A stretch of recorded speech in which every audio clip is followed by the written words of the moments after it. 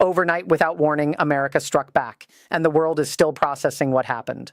While most of you were sleeping, military assets moved into position, diplomatic channels went silent, and a line that had held for months finally collapsed. What did Iran do? Why did Washington act so fast? And what does this mean for every person watching this video right now, regardless of whether they care about geopolitics or not? The answers will surprise you because the reality of what just changed is nothing like what the headlines are telling you. Let's be clear about something from the start. This isn't a distant problem for abstract people in faraway places. When tensions spike in the Middle East, the ripples reach your gas pump, your grocery bill, your retirement account, and potentially the safety of family members serving in the military. Every escalation between major powers reshapes the world you live in, whether you track it daily or have never thought about it before. By the end of this video, you will understand exactly what happened, why it mattered, why America moved the way it did, and precisely what 3 things you need to watch for in the coming days. That clarity matters more than ever right now, because what just occurred may have already set in motion consequences that will play out for months or years. Here's what we know happened. According to multiple confirmed reports, Iranian-backed forces carried out an operation that crossed a threshold the United States had explicitly warned against.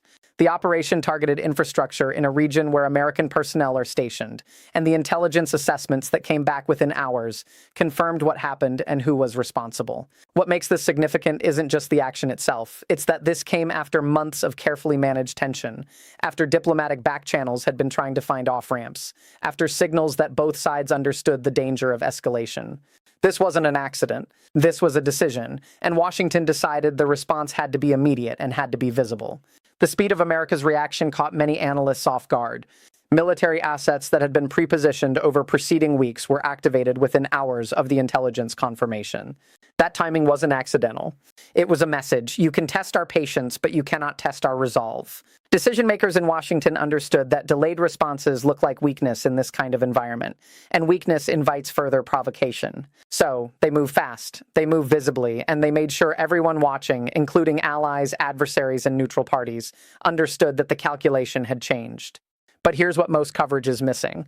The response wasn't just military. Within 12 hours, diplomatic channels were activated with allies that hadn't been part of the original discussions. Intelligence sharing arrangements were strengthened with regional partners. Economic pressure mechanisms that had been held in reserve were quietly energized. The strike itself was only one layer of a much deeper response architecture that had been prepared specifically for this scenario. Why? Because the people running this crisis understand something that casual observers often miss. A single military strike without diplomatic and economic support is just noise. A coordinated response across multiple dimensions is a message that takes time to fully decode, and that ambiguity itself is useful.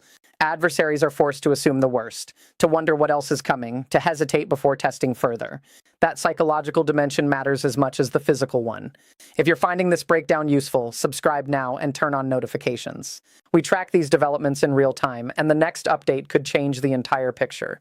What just happened in the first 12 hours is only the opening move in a much longer game that both sides have been preparing for. Now let's go deeper into what's really driving this crisis, because understanding the history makes the present make a lot more sense. For decades, the relationship between Iran and the United States has followed a pattern that looks almost like a repeating cycle from the outside. Tensions build, crises emerge, diplomacy attempts to manage them. Something breaks the diplomatic moment, military posturing follows, and then either de-escalation or controlled escalation happens depending on the specific circumstances of the moment. But if you look closer, you'll see this cycle has been accelerating. The intervals between major crisis points have been getting shorter, and the intensity of each crisis has been getting higher. Why? Because Iran's regional position has strengthened over the past several years through a combination of factors: weakened rival states, expanded proxy networks, improved missile technology, and a strategic patience that American policymakers consistently underestimated.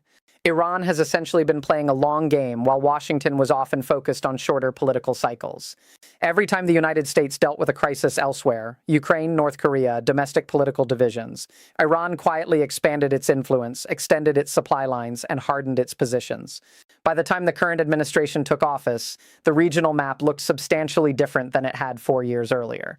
Iran's network of allied groups and supported governments now spans multiple countries, and each of those networks can be activated or deactivated activated based on strategic calculation in Tehran. That reach is what makes any Iranian action potentially significant, because when Tehran acts, the ripples don't just affect one country, they move through an entire system of allied and proxy forces spread across the region. Think of it like a school dynamic if you were a student.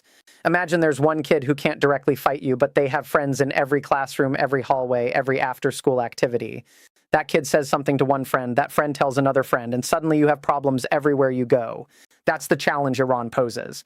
It has built a structure of influence that doesn't require direct confrontation to create pressure on the United States and its allies.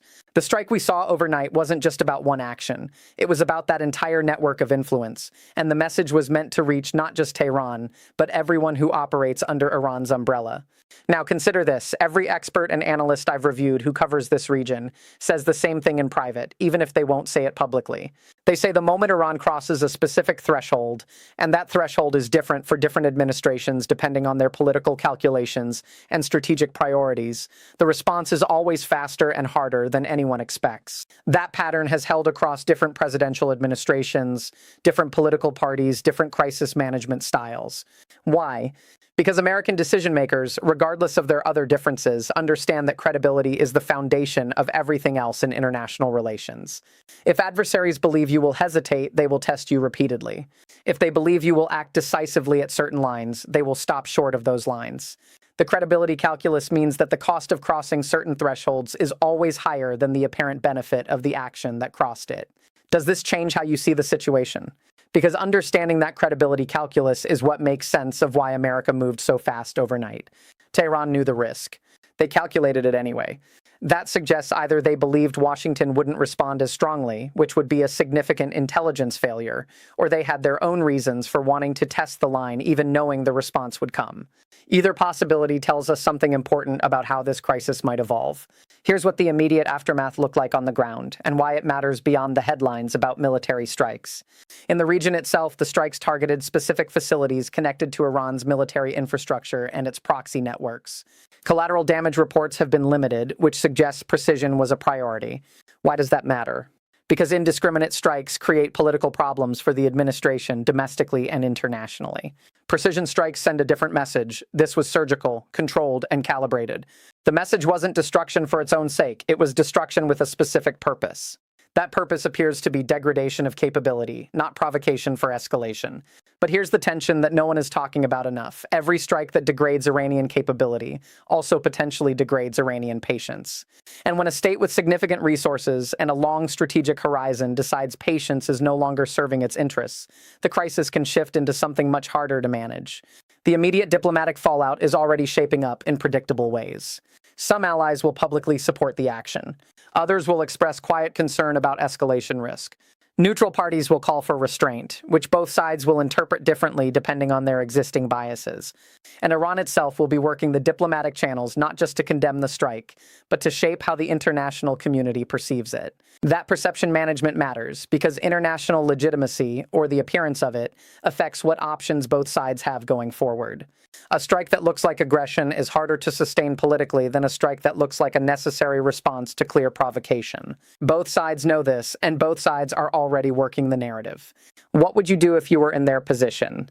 That's a question worth sitting with, because understanding the incentive structures on both sides helps predict what comes next. On the American side, the incentive is to demonstrate resolve, maintain credibility, and avoid being seen as reactive while still responding to clear provocation. On the Iranian side, the incentive is to demonstrate that pressure doesn't work, rally international sympathy against American aggression, and potentially test whether the response will be sustained or whether it was a one-time demonstration.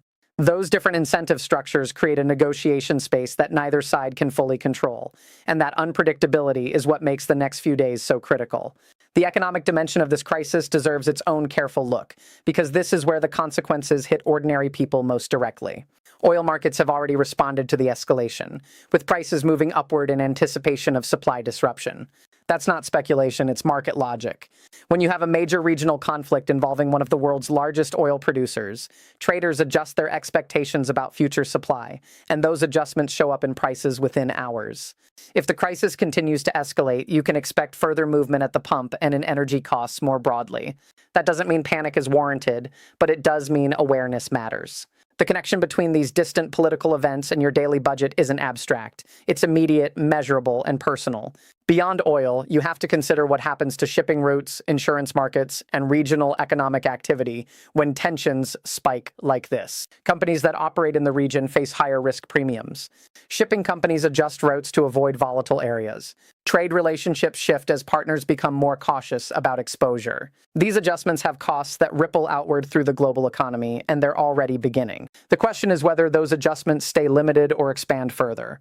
That depends entirely on how the next phase of this crisis plays out. Let's talk about what comes next, because this is where most analysis falls short. Most coverage of geopolitical crises tells you what happened and maybe why it matters, but doesn't give you a framework for tracking what happens next. That's what I'm going to do right now. There are 3 specific indicators you need to watch for in the coming days, and each one will tell you something important about the trajectory this crisis is taking. The first indicator is Iranian public messaging in the first 48 hours after the strike. How Iran frames the attack domestically and internationally tells you about their intended response posture. If the messaging emphasizes restraint and calls for international mediation, that's a signal they may be looking for an off-ramp. If the messaging emphasizes defiance and frames the strike as unprovoked aggression requiring response, that's a signal escalation is more likely. Watch the language, not just the facts being reported. The second indicator is military positioning over the following week. American forces have already been repositioned, but the question is whether additional assets are being moved into the region and whether allies are being consulted about defensive preparations. That military positioning is visible to analysts even when classified, because movements of certain assets create patterns that intelligence watchers can track. If you see continued buildup, that's preparation for continued operations or potential escalation. If you see plateau, that suggests the strike may have been the extent of the planned response for now. The third indicator is diplomatic activity in the United Nations and through back-channel communications. Both sides will be working the diplomatic angle, but the nature of that work tells you something. High-level direct communication suggests both sides are trying to manage escalation. Communication only through intermediaries suggests less direct control over the situation.